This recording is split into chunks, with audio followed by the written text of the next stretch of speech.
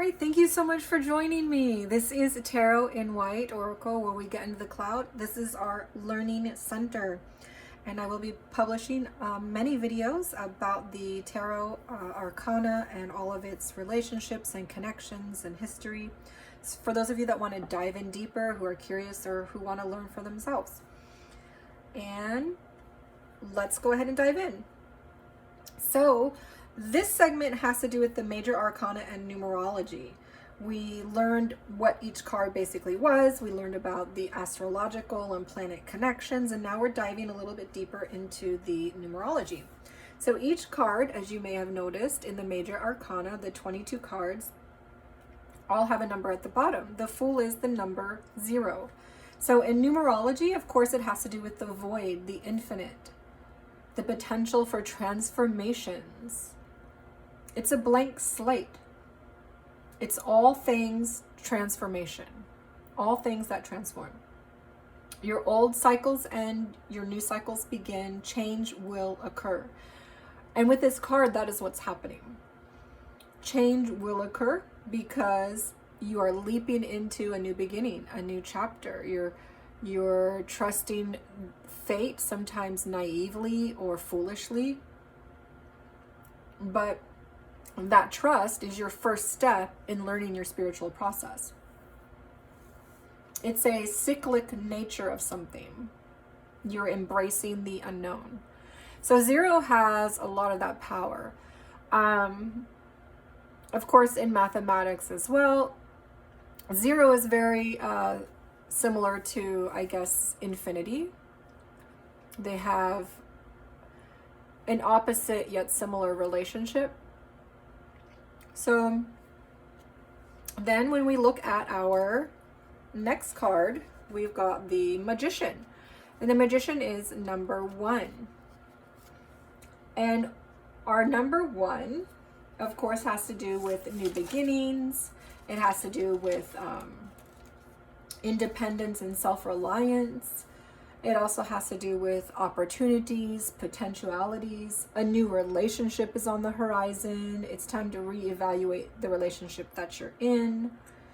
You're focusing on personal growth, your self-love, your romantic partnerships. You need to focus on yourself and grow before you focus on seeking for a romantic partnership. The number 1 often reminds you of that because 1 is one person. So it's reminding you to become one whole person first and to not lose yourself in a relationship. So 1 is often about beginnings, new beginnings, but it's also about that solo journey. So then when we get to 2, of course, this is all about partnership. Now there's not one person, there's 2. Now you're ready to commit. You're ready for partnership. There's more balance because there's 1 here and there's 1 here. There's a sense of balance. There's a sense of duality, diplomacy, reunions, a waiting period where a reunion can occur. And so you have a good sense of 2s being something that is beginning to transform and take effect. It's not solid yet, like the 4s are more foundations are set, but a partnership is beginning. Something is starting. So let's go ahead and dive into number 3. So then we bring it to the number 3. And in numerology, the 3 has a lot to do with completeness because you've got your past, present, and future all merged together. You're a mother, father, child, family unit. Of course, you have Father, Son, Holy Ghost. You have Brahma, Vishnu, the Holy Spirit. In Hinduism, there's also a 3 as well. There's a sense of perfection and completeness, wholeness. There's a sense of, there's a spiritual magical element to it as well. And an idea of course, the cycles of life beginning and completing, which of course with mothers, pregnancy and birth. But there can also be a sense of optimism, abundance, inspiration, spontaneity, freedom as well. Now, your threes, though, also have to do with third parties sometimes. Another person is involved. So with the Empress, of course, another person might be the child. Sometimes another party is workaholism. Sometimes another party are spending too much time with family or friends, or sometimes it's an affair. So threes bring the sense of someone else or something else is being brought to this party here. So with one, it's all about you. With two, you've introduced another person. So now you're a couple, a partnership. And with three, it's like something else is in the mix. So then we get to four. And four is all about that foundation. You're setting that foundation. So whatever happened before in the third party, you're now resolving it. And you're setting a foundation for the two of you. You've got patience, devotion, stability, concentration, planning. You're being realistic, and the Emperor is a realistic card. Justice is being brought, and those foundations are getting set in stone and strong. And then it brings us to number 5. And our 5s, of course, are all about those challenges. And we've got new cycles happening. Courage is going to be needed. Conflicts, change, obstacles, challenges, instability, but you are growing in experience because you're going through all this, right? And there's tensions, and you might be even gaining material prosperity though.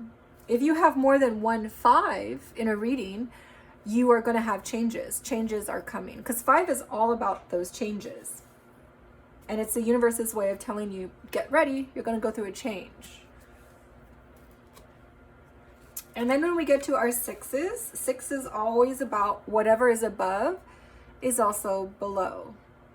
And so we have that sense that you're really connected to your soul's path, or your soul mate, or your twin soul, and or that significant person in your soul tribe. There is a strong sense of balance, communication, harmony, peace, healing. And so when these two characters get together, there's a strong sense of healing because they have that foundation and they're able to lift the other person up. You have an ability to transcend difficulties. And so that is your 6. And you might be wondering at this point or earlier, where are the rest of the cards? So we'll get there in a second. Now we've got number 7. So a lot of people might associate 7 with, God rested on the 7th day. And 7 is all about that contemplation, that rest, that waiting period, the planning and patience. You're not taking action. You're reflecting, reevaluating, you're gaining insight and wisdom, you're making adjustments. There is a strong spiritual, mystical, and intuitive energetic quality to the number 7. There's a strong sense of high observation of the world. Maybe if you're in an observational period, you might be in a feeling state of a 7. Spiritual awakening, inner wisdom, and also the pursuit of truth. Intellectual curiosity, analytical thinking, and following your spiritual path. That all has to do with our 7.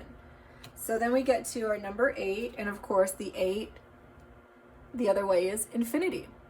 And so there is a sense of a connection to infinity here. And of course we see that in our next card, which we will look at later. But the number 8 has everything to do with justice and karma. Justice being served to karma through the use of your free will. So justice is being served up out of all the karma in your life and that you've brought into your life because your free will is now choosing better. So the 8 is linked to that sense and a power from within. You're tapping into that power within and coming out of it. there's a sense of progression, positive change. If you have more than 1/8 in a reading, you're changing for the better. A positive change is coming. And that can be in your mind, that can be in your status, your physical world, in your emotions.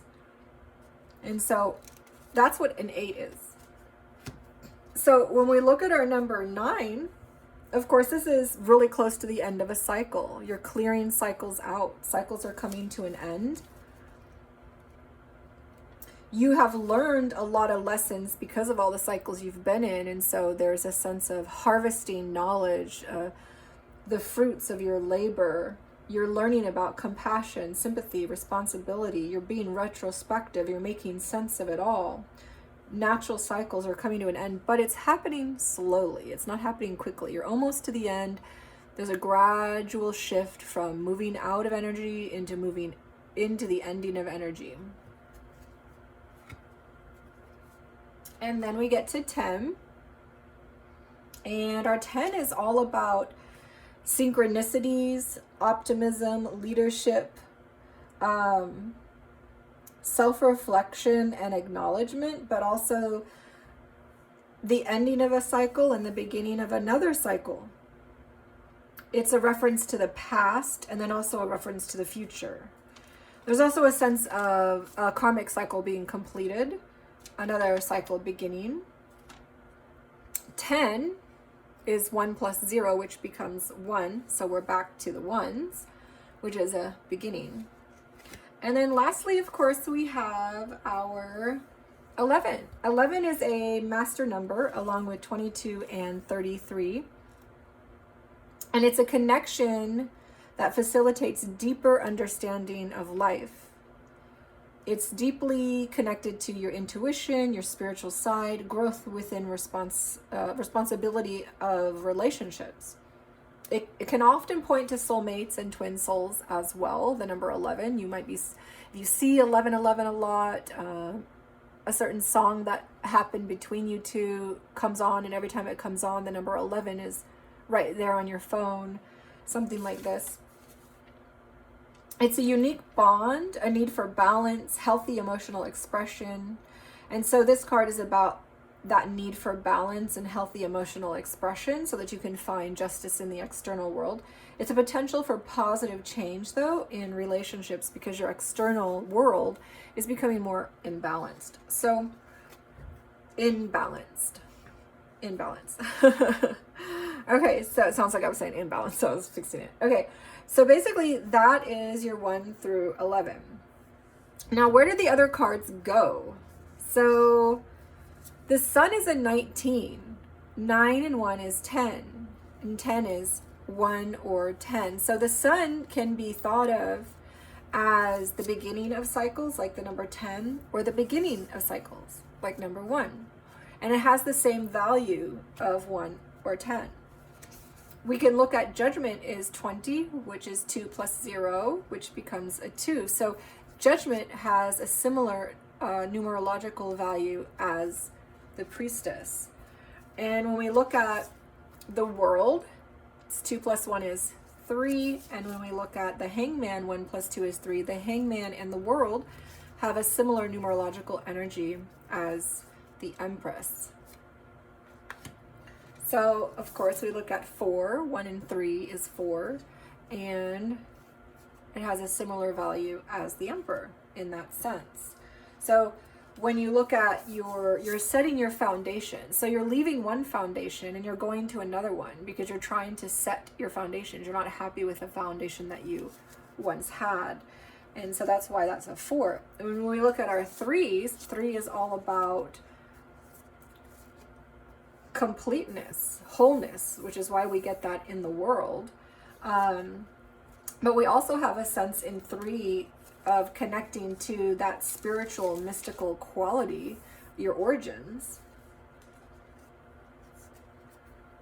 And of course with 2, this is a partnership. So really, this is a partnership between you and Source. This is a partnership between you and Source. You're connected to Source. And so that's why it's 2. And then, of course, the power of 1 is a new beginning. You're beginning something new. You're making something new. You're creating something new. You're seeing it in a new light. You're seeing it new. Or you're ending and you're concealing it and hiding it and putting it away. So when we get to 5, this is all about changes, confronting things, obstacles. And you have to do that, in your contracts here on earth. There are a lot of things that have to do with conflict and have to do with obstacles and challenges that you go through and overcome when you are making commitments to the things you love and to the spiritual things that you appreciate. And so there is that sense of joy, of course, that you can see in the card, but a commitment is a challenge, is it not? Relationships are work. And whether that relationship is to God, a source, or whether that relationship is to another person. So there is a sense of challenges. And that's the same thing with balancing inside yourself. There's a sense of challenge to balance these things. And you have to overcome, and you have to push forward, and there's going to be tension, and for you to, it's work. The 5s are a lot of work. And so then when we get to our 6s, of course, we have the power of what's above is below. So this brings us to an opposite energy, which is kind of the devil energy. And what is above is what is below. So the devil energy is really, in many ways, the opposite of what is above is what is below. This is, you are way, way below, and you're not looking up. And so you need to reconnect to looking up and connecting to your spiritual side so that you can balance this energy out. And so there's kind of like a warning around that. When we get to 7s, of course, we have 1 plus 6 is 7. And so the Tower is a power of 7. Now, the Tower is really important because you're not doing what your soul wants in this life. And so the spirit realm intervenes. And now you have to reflect, reevaluate, use your wisdom, your intuition, rest, plan, contemplate. Like, why did everything go wrong? Why did everything blow up in my face? So there's a strong sense of that in there. And then when we look at our 8s, of course, we have 7 plus 1 is 8. And this is your destiny, right? And so it's infinity. You're always connected in an infinite cycle to your fate and your destiny. And you will have a lot of progression when this occurs for you in your life. And you're breaking old cycles because you're using your free will to get out of karma and have justice in your life. And a lot of times that's because now you're on your right path, you're on destiny, because the fates have brought that to you. So then when we look at 1 plus 8 is 9. And so the moon also has a sense of clearing out cycles and also just making sense of it all. And so you're kind of confused sometimes and you're not really sure what to do. A lot of times there's confusion in your life. There's might be a chaos. A cycle might be ending. And you're really needing to go within to make sense of everything, to gain responsibility for your emotions, to tap into that compassion and sympathy for yourself first, because then that's where it transmutes to others, because you can only give to others what you give to yourself. So 9 does have a strong sense of cycles closing out. And so, of course, you go inside into your hermit mode because you're trying to figure things out, right? You're trying to make sense of things. And so you leave one thing behind, like maybe a lie, and now you've gained a truth. Or you're thinking really hard about that relationship and you leave something behind and move forward. Or you decide, yeah, that is right for me. So you leave behind the doubt and move forward. So you're leaving something behind and gaining some sort of wisdom out of it, because you're trying to make sense of all of it and you're being retrospective as you're closing out cyclic energies, whether they're physical, mental, or emotional. And so there is that sense as well with the moon, because the moon card has to do with your subconscious mind and all those cycles you get yourself into, because your subconscious mind directs so much of your behavior. And as you are learning about your behavior and your patterns and your subconscious mind, you start to unravel those hidden parts of you, and you start to take responsibility and make sense of it. And that allows you to clear out cycles so that you can begin better cycles and a better life.